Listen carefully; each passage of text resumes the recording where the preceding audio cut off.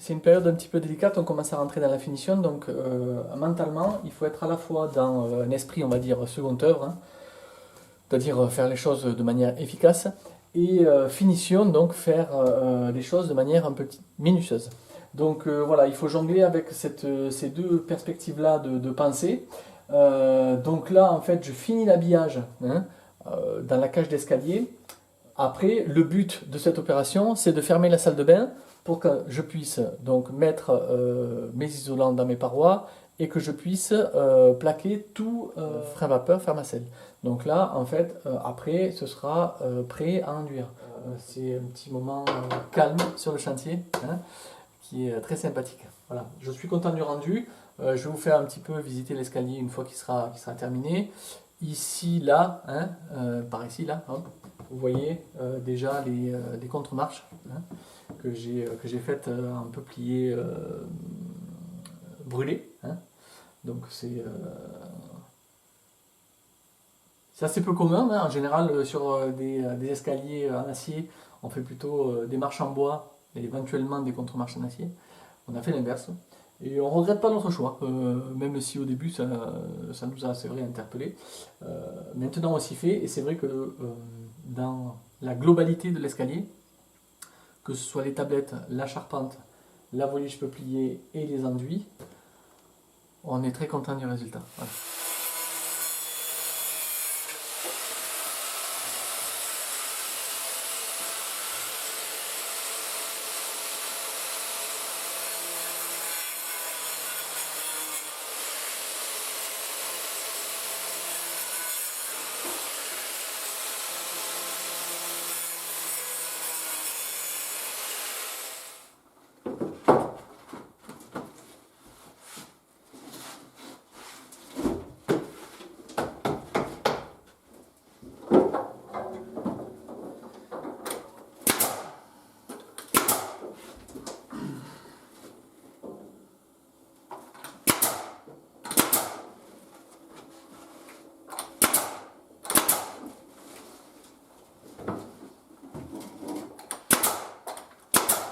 Bon alors ici vous voyez bien que je me suis complètement piné sur...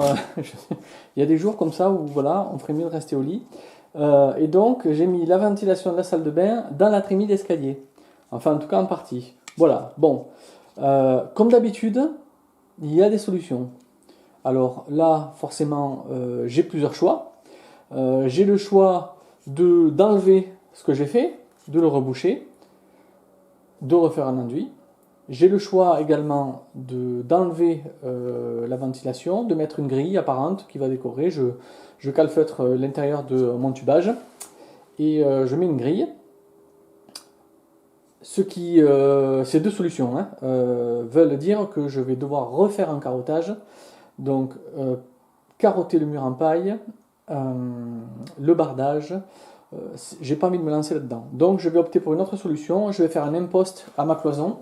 Hein, qui va venir avec un angle relativement aigu prendre la ventilation déjà existante. Voilà.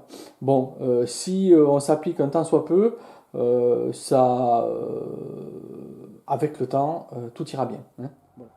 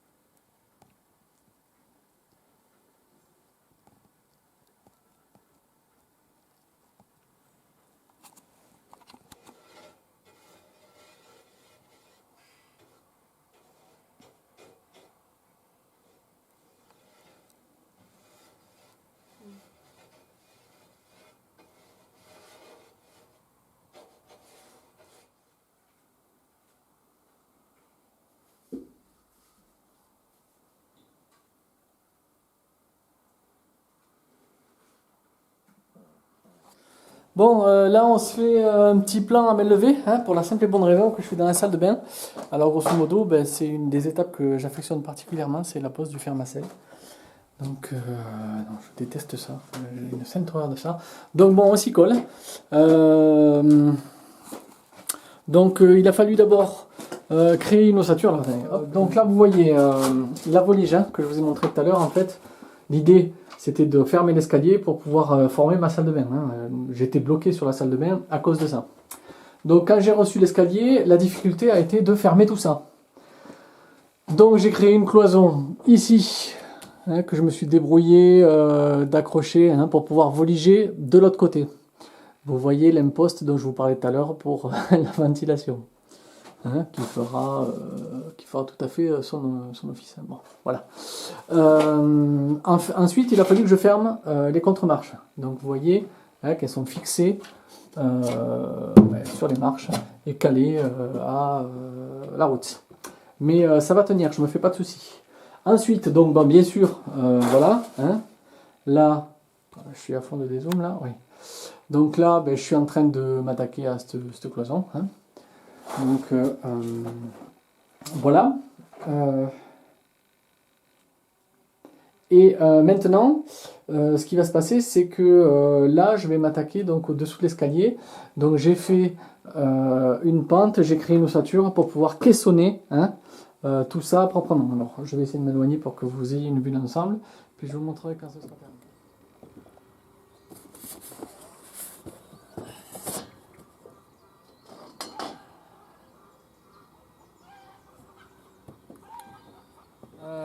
Alors bon, comme d'habitude, hein, ils disent pas tout dans les notices, hein, mais c'est normal. Théoriquement, ça doit être posé par des professionnels. Mais bon, dans l'ordre, j'ai posé l'équerre avec l'anneau avec lequel je peux régler la pente une fois le tube posé.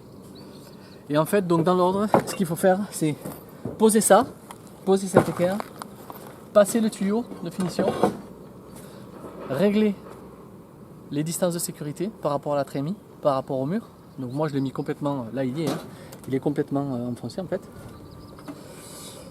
Et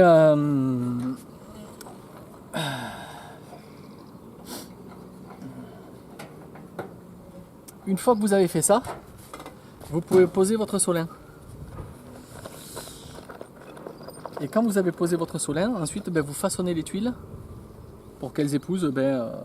C'est assez bien foutu, il y a un gros adhésif. C'est pas un plomb, c'est une espèce de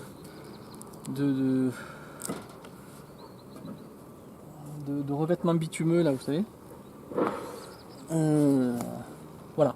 Une fois que j'ai fait ça, je fais ressortir mon tuyau, je mets le chapeau, la collerette, et c'est bon.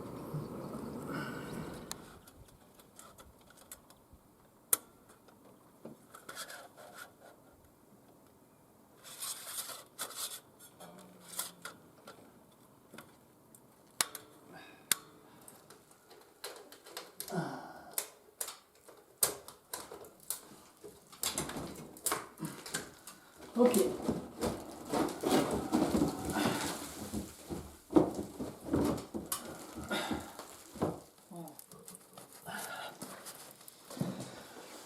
Voilà, là je viens de relier l'entrée d'air hein, qui se fait à l'extérieur de la maison au poêle à bois. Je vous invite, je vous le redis parce que je vous l'avais déjà dit, à regarder, à vous renseigner hein, sur le diamètre qu'il faut par rapport aux données constructeurs du poêle à bois que vous avez choisi pour que votre poêle à bois tire correctement. Et en fait, il y a des abacs avec la distance qu'il y a entre le poêle et l'extérieur, la prise d'air à l'extérieur de la maison, qui détermine le diamètre de la canalisation à mettre.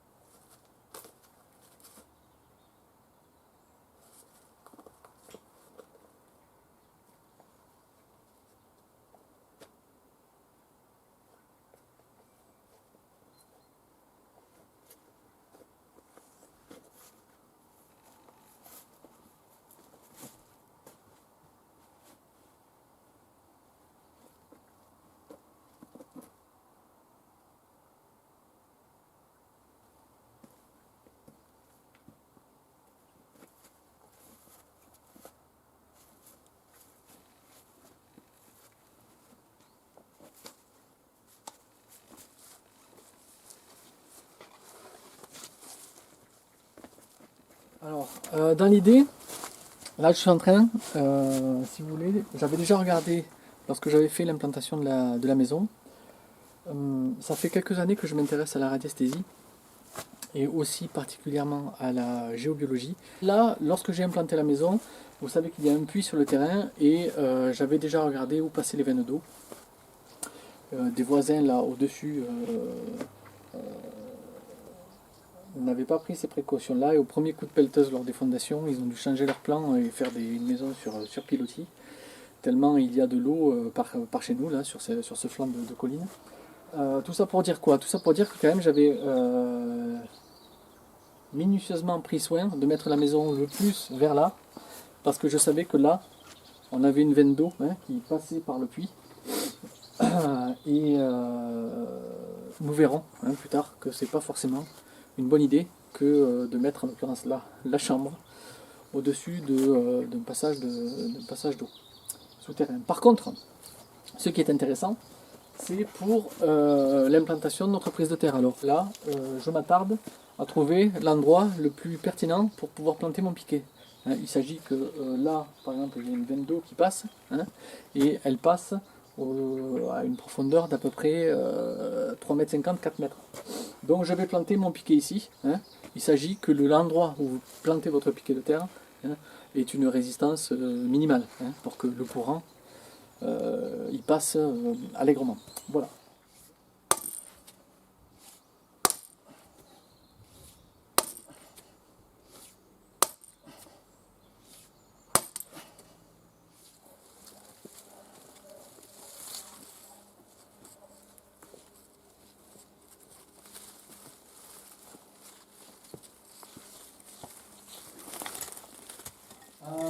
C'est ainsi que se termine cette vidéo consacrée encore une fois à tous ces petits riens qui font des grands tout.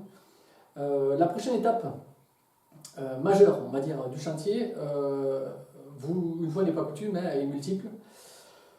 Il va y avoir d'une part les enduits, des enduits extérieurs. On est en plein automne, c'est lorsqu'il fait de belles journées la période idéale pour faire les enduits extérieurs. Donc il y a les enduits côté grève, les enduits côté terrasse, avec donc les enduits sur les plaques de fibre de bois. Également une partie non négligeable de définition de la maison, c'est-à-dire la pose du parquet, le parquet sur l'embourde. Donc dans un premier temps, l'embourder. Alors l'embourder, on va commencer par l'étage, avec donc des lambourdes, la pose de l'embourde en Douglas et puis la pose d'un parquet en châtaignier. Sur la terrasse du R+1 également, parquet sur l'embourde où il va falloir rattraper la pente qu'on a mis pour la pose de l'EPDM. Et nous y poserons des lames de terrasse en cèdre. Voilà, donc un joli programme, mais très intéressant, surtout qui laisse imaginer une étape de plus dans la finition de la maison. Je vous dis à très bientôt. D'ici là, portez-vous bien.